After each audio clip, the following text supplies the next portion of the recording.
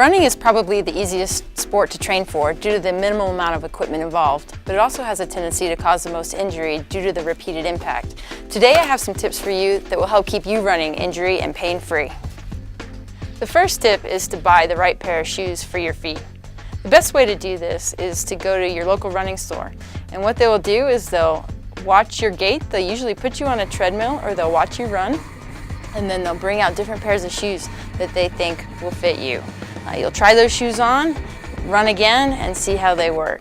And don't be afraid to go to different stores and try different brands of shoes. Everybody is built differently, and so what fits one person may not fit you. So when it comes to buying running shoes, be very, very picky.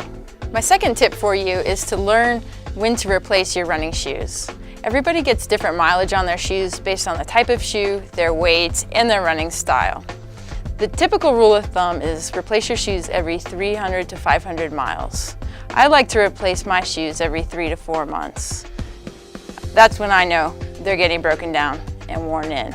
My next tip for you is to warm up every time you run. You want to make sure you're getting your muscles used to that running pattern, and so you can start with a walk, progressively move to a jog, and then hit your running pace. There's also neuromuscular warm-ups or dynamic warm-ups that you can do to get those muscles firing. But it's really important. You don't want to shock your body into running, so we want to warm up nice and slowly. The more intense that your workout is, the more you want to make sure you get a good warm-up in there. So before I run, I like to warm up for at least 15 minutes. If I run in the morning very early, then I try to make that even longer. My next tip for you is don't do too much too soon.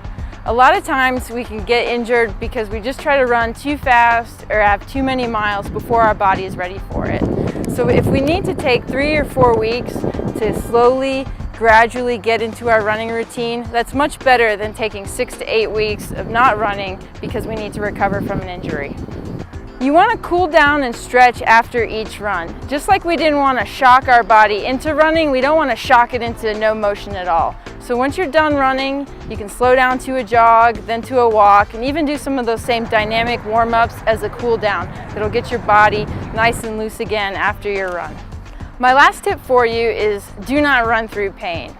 We need to learn the difference between pain from pushing ourselves and pain from injury. Our body is really good at sending us the signals between the two, but we're not really good at listening.